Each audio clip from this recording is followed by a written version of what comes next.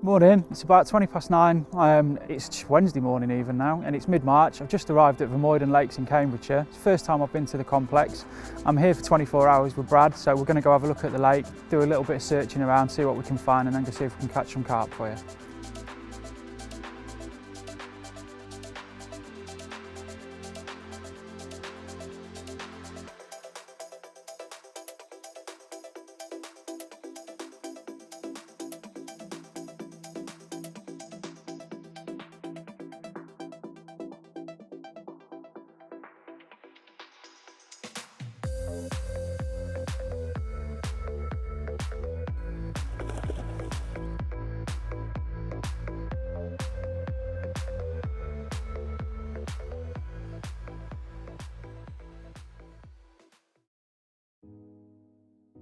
Right, so to start with, the lake's split into two sections. There's a spit over to my left, which separates probably a couple of acres of water and maybe an acre that side of it.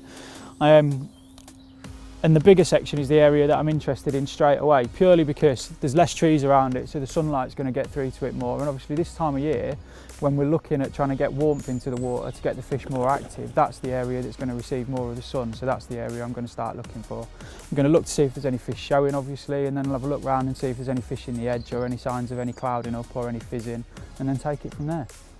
Right, one thing about day ticket lakes is to look for areas that are regularly fished, and the reason I say that is that's areas that are likely to be getting bait on a regular occasion. And with day ticket lakes, same with most lakes anyway really, but regular food equals regular bites normally, and if people are catching from a certain area, that will draw other people into that area, so food in the area will keep the fish there. And this is obviously a swim that's been fished recently. I know the lake's done a few bites over the last week or so according to a bit of the research we've done, so this will definitely be an area I'd like to keep an eye on whilst we're having a look round.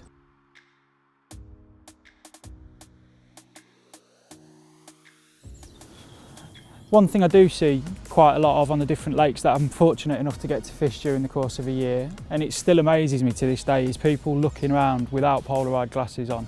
They make such a massive difference. I've literally just seen one, only 30 yards out, went to show Brad where it was, took my glasses off to give them to Brad so he could see it, and I completely lost sight of where the fish had gone. Put my glasses back on and it's come straight back into sight again. So please people, it's one of the biggest investments you'll make in your fishing, a pair of polarised glasses.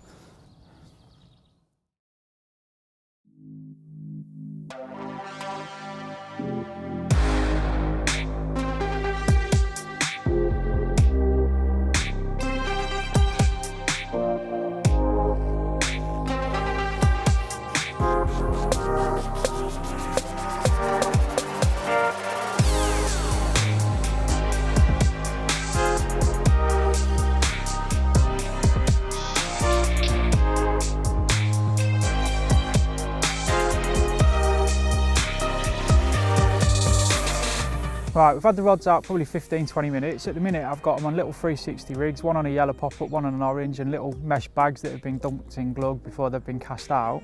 I've gone in peg 6, which I talked about earlier, which is kind of on the junction between the main section of the lake, if you like, and then the little area behind the spit of probably an acre or so. I think I've got it wrong, because it seems that as the day's warmed up a little bit, there's loads of fish turned up to my left in that area at the back of the spit. So I'm probably going to move into the next swim down, and I'm probably going to put 3-foot zigs out amongst them and just see if we can nick a quick bite. So I'm going to get this lot back on the barra and have a quick move and see if we can snare one quickly.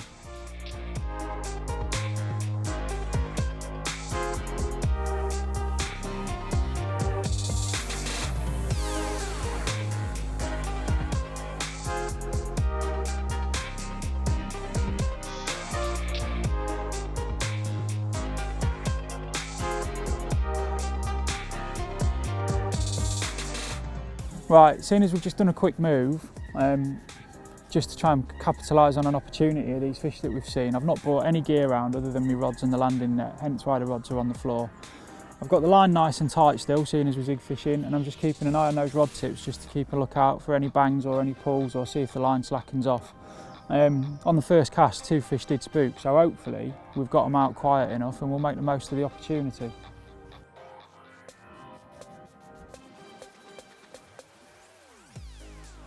Right, after we've been chasing them around with zigs and bits and pieces, I decided to put a little bit of bait out. So I put a bit of like boilie crumb, bit of corn, bit of liquid, just on the end of that spit as a bit of an interception point, and then the right under is absolutely rattled off. But because there's some trailing line on an overhanging tree, well, quite a lot of trailing line, Brad has had to play Captain Saviour really and get round there and sort it all out for me. But the first one of the trip, which is proper nailed, is in the net. So how's that, Bradders? We're off the mark, mate. That'll do. That's one of them ghosties. Ah.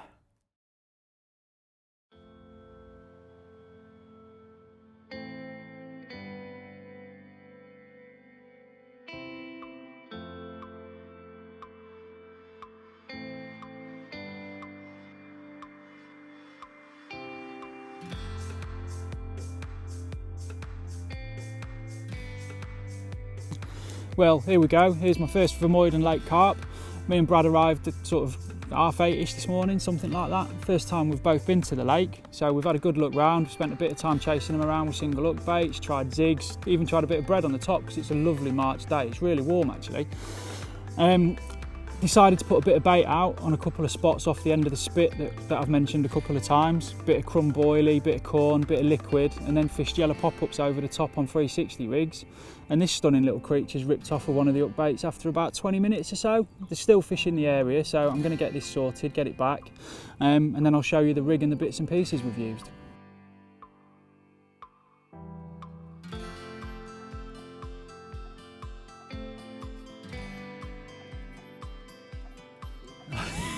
Trying to stop myself falling in. Right, whilst Brad's getting the angle that he wants, I'm going to put this one back and then we'll get the rod sorted, show you what we're doing and see if we can catch a couple more for you. Ready? That water's still cold, mate. Yeah, that water's still fresh.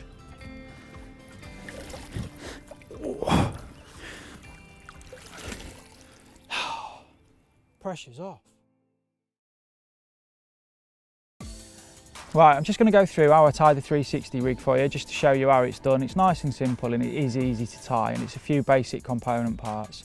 I've got the new camo version of the Camotex semi-stiff in the 25 pound, size 11 ring swivels, and then the all-important medium curve hooks. So to start with, I'm going to take about 8 or 10 inches of the strippable braid. And then I'm going to use 5-turn grinner knot to attach it to the ring on the uni ring swivel, or the ring swivel even.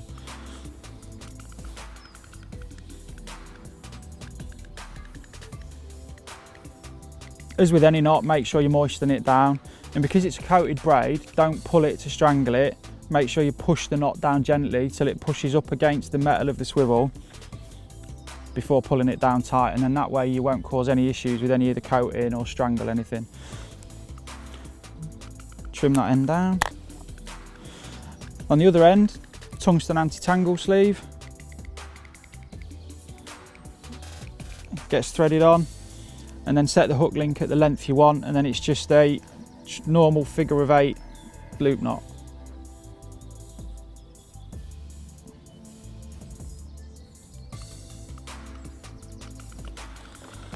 Obviously moisten that down again before pulling it tight.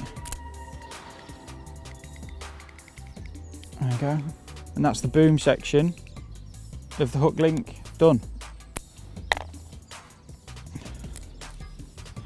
Right, the next bit that I always do is on the medium curve and the 360.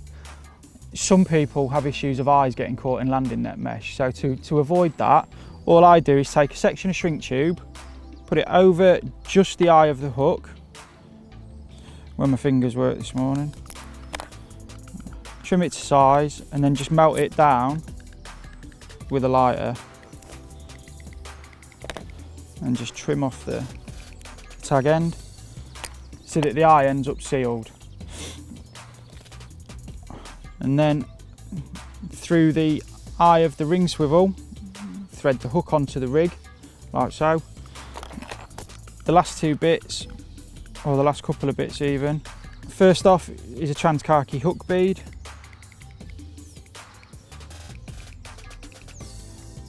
Which is threaded on Next on is a micro ring swivel. If I can thread it on without hooking myself, it's always a bonus. And then lastly is another Transkarki hook bead, but I turn that the other way around, so the narrow end is towards the eye of the hook. So all that allows is, it allows the micro ring swivel to sit at a better angle when the bait's on and it's buffered up against the hook. And there you go. Nice and simple, couple of quick steps, and one of the most efficient rigs I've ever used.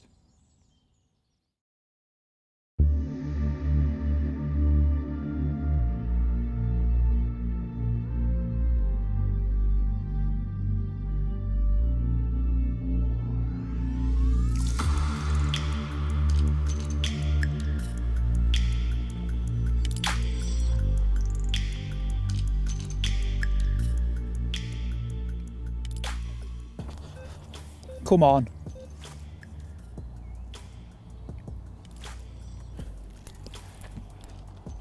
Yay! Well, about time. I was pretty sure I'd seen one fizz on that not that long ago, mate. Well, this is the left-hand rod, which is fished just off the reed line. It's a really firm spot. We well, when I was casting about earlier, I thought I'd spooked one in there. And then I baited it probably 4 or 5 scoops of kind of boily corn chop, bit of liquid, maybe a couple of hours ago now, and I lost one really quickly after baiting up on the spot, like really quickly. Oh! Yeah. And I was half tempted to rebait it after losing that fish, but there was plenty of fish still around, so I decided to not spook it, just put the rod back out. And maybe 45 minutes later, something like that, it's gone again. So I'm kind of hoping the 360 does what it normally does really well and leads to a fish bin in the landing net. This one had come in really easily, and then it's got under the rod tip and it's started rooking a little bit, which is nice. I do love these rods.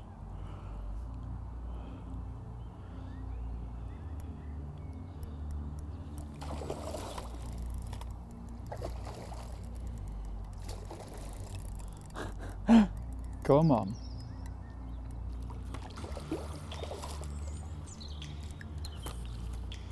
There we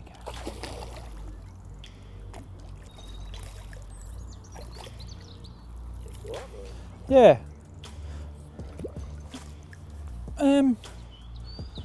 Yeah, that'll do, won't it?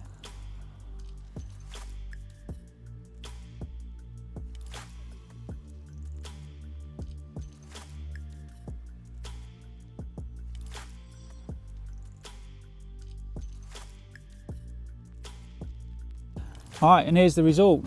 Just over 20 pound of Vermiden common. This one picked up the left-hand rod, which is a spot I lost a fish off not that long ago, but the 360's worked again this time. Well, here's the other side of this lovely 20 pound common. It's got a really unique ball patch about halfway down, which is really cool.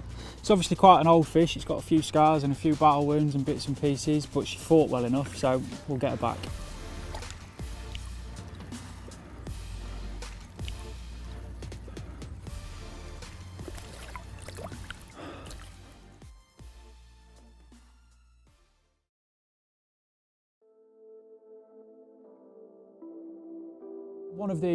One of the other questions that kind of pings up on social media for me on a fairly regular basis is about choosing the right venue and the right syndicates and making the most of it, really. The biggest kind of way I go about it is there the fish in the lake that I would like to catch? And if that's a positive, if it's a yes to that, then that's clearly going to make it a lake that I want to fish. But then there's so many other things that have to come into the equation. Is it affordable? You know, some ticket prices nowadays, there's some tickets that I wouldn't want to pay for, that's for sure. But there's still your local club waters and bits and pieces that you can pick up much cheaper that have got some lovely fishing. So is it affordable? Is it within your means? And I'm not just talking about financially when I say within your means as well. Is it something that you're going to be, if you're aspiring to catch a certain fish in that lake, are you going to have the time available to make that happen? And are you going to have the resources available to make it happen? I.e., there's no point saying you're going to fish Burfield For example, if you're like me and live in Scunthorpe and you've only got one night a week, it's just not, for some people it might be, but I don't know many people that would be within the means of being able to achieve. So be realistic. Yeah, we all want to fish for certain size fish or certain named fish or certain fish that because of the looks, but make sure that it's not at the detriment to having a good balance in your life is probably the best way of putting it.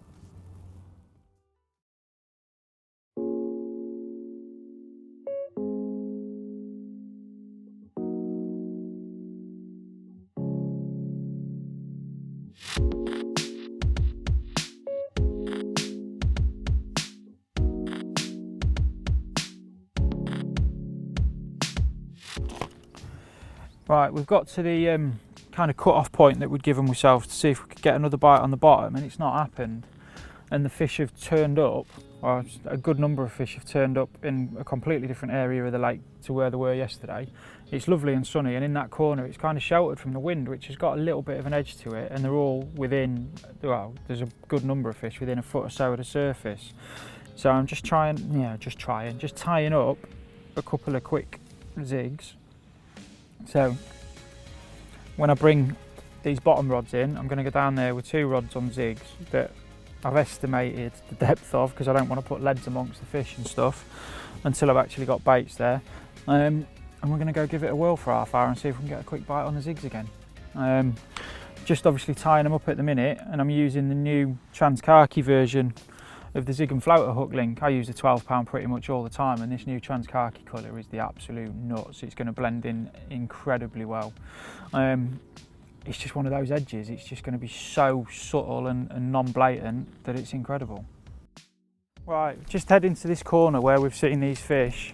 We've obviously got the zigs tied up. All I'm going to do is pop a couple of lighter leads on. Normally with zigs I'd use quite heavy leads, but because these fish are so close in, I don't really want to be spooking them, so I've got a couple of like 1.5 ounce, 2 ounce leads. Just going to get those clipped on and then get these zigs out quickly.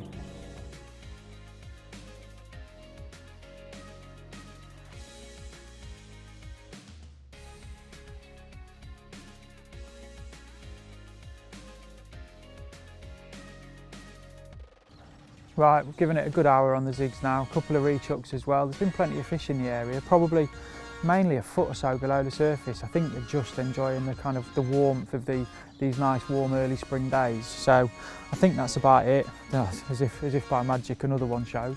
I think that's about it. It's a day ticket lake. Mine and Brad's 24 hours is pretty much up, so I'm going to call it a day. I'm going to get wrapped up and then we'll catch up with you just before we leave.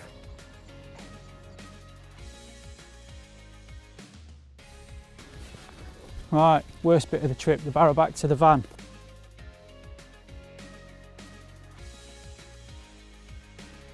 That's us done for this trip. It's been a really enjoyable 24 hours. Obviously we've caught a couple, we've tried different tactics, different areas, different methods.